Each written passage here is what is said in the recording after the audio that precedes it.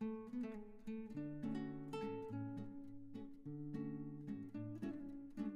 और हार आपकी सोच पर निर्भर करती है।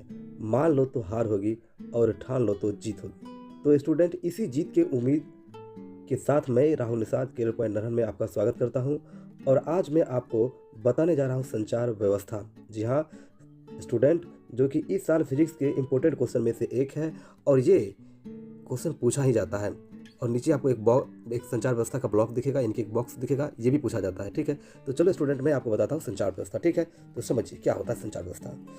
तो सूचना को एक स्थान से दूसरे स्थान तक भेजने की व्यवस्था को संचार व्यवस्था कहते हैं। ठीक है, अगर आपके पास कोई इन्फॉर्मेशन है, आप किसी और को बताना चाहते हो, यही कहलाता है संचार व्यवस्था।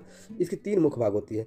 एक होता है ट्रांसमीटर, दूसरा होता है कम्युनिकेशन चैनल और तीसरा होता है रिसीवर। यानी कि एक होता है प्रेषित, एक होता है चैनल और एक क्या होता है अभिग्राही। ठीक है, यानी अब ये प्रेषित क्या है समझिए। यह सूचना स्रोत से उत्पन्न सूचना को संकेतों को वांछित रूप से बदलकर ग्राहक को भेजता है। जैसे मान लीजिए मेरे पास कोई इन्फॉर्मेशन है, हमें किसी को भेजना है, तो हमने फ़ोन लगाया। ठीक है, और हम अपनी बातों को उसके अंदर रखा, फ़ोन में बताया। ठीक है, तो फ़ोन के थ्रू वो जाएगा। ठीक है, कहाँ जाएगा, तो चैनल में जाएगा, यानी कि कम्युनिकेशन जो चैनल होगा उसमें जाएगा। जाने का मतलब क्या, वायरलेस भी हो सकता है, वायर वाला भी हो सकता है। ठीक है, उसके थ्रू जाएगा। ठीक है, तो ये क्या कहलाता है, ये कहलाता है आपको यह प्रेषित से सूचना को ग्रहण करके और अवग्राही तक भेजने का माध्यम होता है। माध्यम मतलब जिस माध्यम से थ्रू आप क्या करते हो, जिस माध्यम के थ्रू आप क्या करते हो, कम्युनिकेशन करने का काम करते हो। ठीक है, वही क्या कहलाता है, चैनल कहलाता है।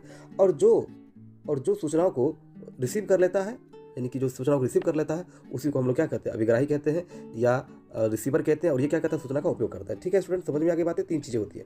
अब स्टूडेंट नीचे एक ब्लॉक देखोगे, ये ब्लॉक बिल्कुल आपको पूछा जाता है, तो आप इसे ध्यान में रखना। ठीक है, ये ब्लॉक आपको बिल्कुल पूछी जाएगी। ठीक है, तो इसे ध्यान में रखना। ठीक है, तो चलो अब मैं आपको बताता।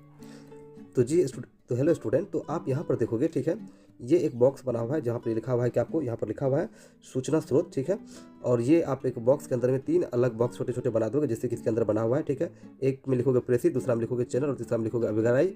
और इसके बाहर में एक बॉक्स बनाओगे जिसमें होगा सूचना उपयोगकर्ता। मतलब जैसे यहाँ से आप फोन कर रहे हो, ठीक है, तो वो आपका जो इन्फॉर्मेशन है वो अंदर में जाएगा, प्रेषित यानी सेंडर के रूप में जाएगा।